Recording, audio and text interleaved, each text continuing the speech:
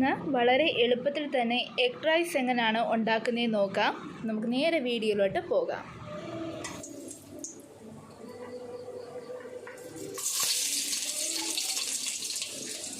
ഞാനിവിടെ ഒരു പാത്രത്തിൽ ഓയിൽ ഒഴിച്ച് കൊടുത്തിട്ടുണ്ട്. ഇനി അതിലേക്ക് ഞാൻ ഗ്രാമ്പും ഏലക്കയും കൂടെ 2 എണ്ണം ഇട്ട് കൊടുത്തു.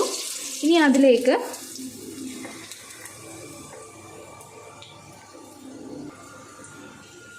മൂന്ന് വെളുത്തുള്ളി ഞാൻ ഇട്ട് കൊടുത്തു. ചോപ്പ് ചെയ്ത് വെച്ച 3 വെളുത്തുള്ളി ഇട്ട് കൊടുത്തു. ഇനി നമുക്ക് നന്നായിട്ട് ഒന്ന് ബ്രൗൺ നിറമാക്കാം. ചോപ്പ് ചെയ്ത വെളുത്തുള്ളി ഒന്ന് നന്നായിട്ട് ബ്രൗൺ നിറമായിട്ട് വരുമ്പോഴത്തേക്കും നമുക്ക് അരിഞ്ഞു വെച്ചേക്കുന്ന സവാള ഇട്ട് കൊടുക്കാം. ഞാൻ ഒരു സവാളയാണ് ഇവിടെ എടുത്തിരിക്കുന്നത്. ആ സവാള ഞാൻ അങ്ങ് ഇട്ട് കൊടുക്കുവാണ്.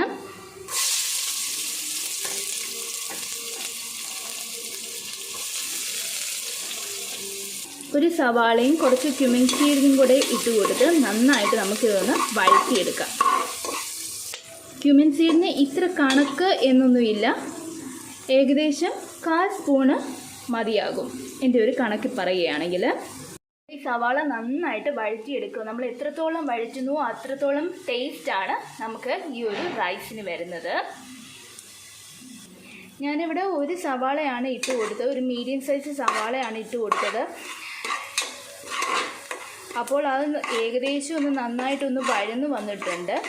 ഇനി ഇതിലേക്ക് നമുക്ക് മുട്ടയും കൂടെ ആഡ് ചെയ്ത് കൊടുക്കാം. മുട്ടയും കൂടെ ആഡ് ചെയ്തിട്ട് നമുക്കത് നന്നായിട്ടൊന്ന് മിക്സ് ചെയ്യാം. ഞാനിവിടെ ഒരു മുട്ടയാണ് എടുത്തിരിക്കുന്നത്.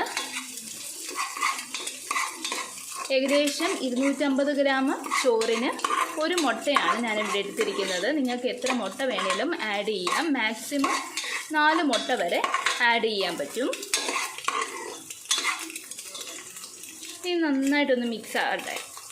ഒരു കാര്യം ശ്രദ്ധിക്കുക, നമ്മൾ ഫ്ലെയിം ഒന്ന് സിമ്മിലാക്കിയിട്ട് വേണം ഇതെല്ലാം ഒന്ന് നമുക്കൊന്ന് മിക്സാക്കി എടുക്കാനായിട്ട്. ഇനി ഞാനിവിടെ ചോറൂടെ ഇട്ട് കൊടുത്തു. നിങ്ങൾക്ക് ഏത് ചോറ് വേണേലും ഉപയോഗിക്കാം. ബിരിയാണി ബസ്മതി റൈസ് ആണെങ്കിലും മതി. നിങ്ങളുടെ കയ്യിൽ അവൈലബിൾ ആയിട്ടുള്ള ഏതൊരു ചോറും നമുക്ക് ഇതിൽ ഉപയോഗിക്കാൻ പറ്റുന്നതാണ്. നന്നായിട്ട് നമുക്കൊന്ന് മിക്സ് ചെയ്തെടുക്കാം. നമ്മൾ ഉള്ളി വഴുത്തുന്നതിൻ്റെ കൂട്ടത്തിൽ ക്യാബേജ് വേണമെങ്കിലും നിങ്ങൾക്ക് ആഡ് ചെയ്ത് കൊടുക്കാം.